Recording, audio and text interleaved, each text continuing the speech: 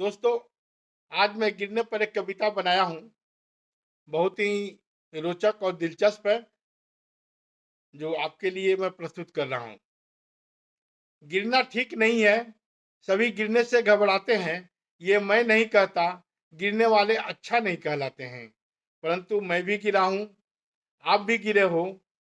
ऊंचाइयों को पाने के लिए जो भी खड़े हुए हैं, सारे गिरे हैं। बहुमत से कानून बनाने वाली सरकार गिरी है। बैंक इंटरेस्ट रेट गिरा है, तो कहीं सेंसेक्स रेट गिरा है। बच्चों के अरमान गिरे हैं, तो कहीं सामानों के दाम गिरे हैं। ओला ही नहीं गिरे हैं, बड़े बड़े चट्टान भी गिरे हैं।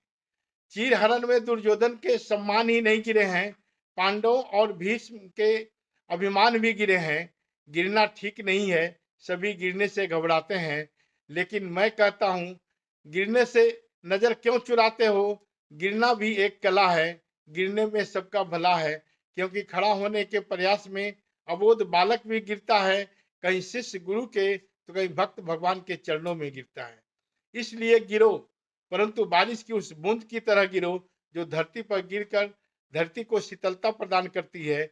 गिरना है तो उस ओस की बूंद की मानिंद गिरो, जो सीप में गिरकर मोती बन जाती है। गिरना है तो गिरो, लेकिन जल बनकर कुआं में गिरो, जो लोगों के व्याकुल मन की प्यास बुझाती है।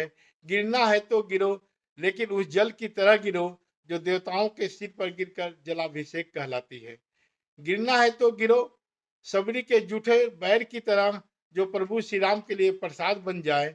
गिरना है तो गिरो उस पतझड़ की पत्तों की तरह, जो हरियाली और बरसंत बन जाए। गिरना ही है तो गिरो गंगोत्री के उस जल की तरह, जो सबके लिए गंगाजल बन जाए। गिरना ही है तो गिरो उस बम की तरह, जो गिरते ही दुश्मन के लिए चित्कार बन जाए। इसलिए कहता हूं कि जो भी गिर गया है कर्म से, वो कभी नजरें न उठा पाया शर्म से। हो सके तो गिर जाना वचन से, पर कभी न गिरना चरित्र के हरण से। पर कभी न गिरना चरित्र के हरण से।